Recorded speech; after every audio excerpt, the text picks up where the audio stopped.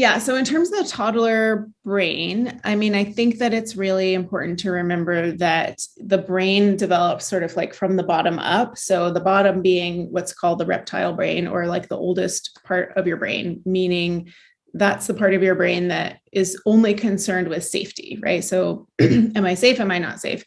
And, that's where we get into fight or flight, because if you were an animal and you encountered a saber-toothed tiger, your options basically would be to fight it or to flee, right? And so that's that old wiring that is designed to keep us safe, which is brilliant because there are times when we really need that, right? Like there are times when you really need to run away, or you really need to fight or to keep yourself safe, or like humans have added the freeze aspect to that. So sometimes, I don't know if you ever see your kids sort of like space out or like do nothing, but sometimes that's that freeze response where they just become immobilized.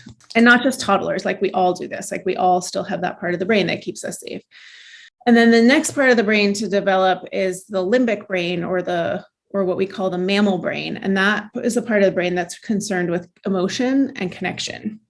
So this is a nonverbal part of the brain. There's not a lot of language. You don't see a bear cub looking up at its mom saying, "Mommy, I'm hungry," right? Like there's no language there, but you do see bear cubs like doing rough and tumble play and like all this connectedness and snuggles and like all of this like cozy connected stuff, right?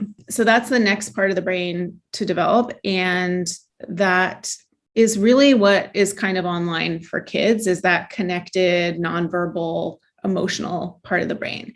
And then the last part of the brain to develop is your prefrontal cortex, which, is behind your forehead. It's the human kind of thinking part of the brain that allows us to use language and use logic and plan ahead and understand the consequences of our actions, understand, like take another person's perspective, right? That whole ability to imagine how someone else might be feeling or thinking is a prefrontal function.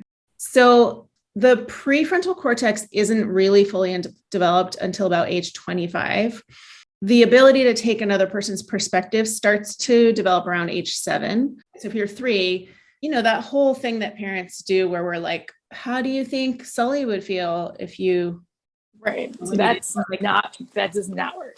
Nope. The brain is there, right? The hardware is there. It's just that it's wiring up. And so you will have times where they will be able to do something that you're like, wait a second, that's a prefrontal thing. How are they able to do that? But it's like, it's because it's learning and it's developing and it's wiring up. And then there'll be other times when she's hungry, angry, lonely, tired, when she's depleted, when she's sick, when she's had a long day, not going to be able to do it.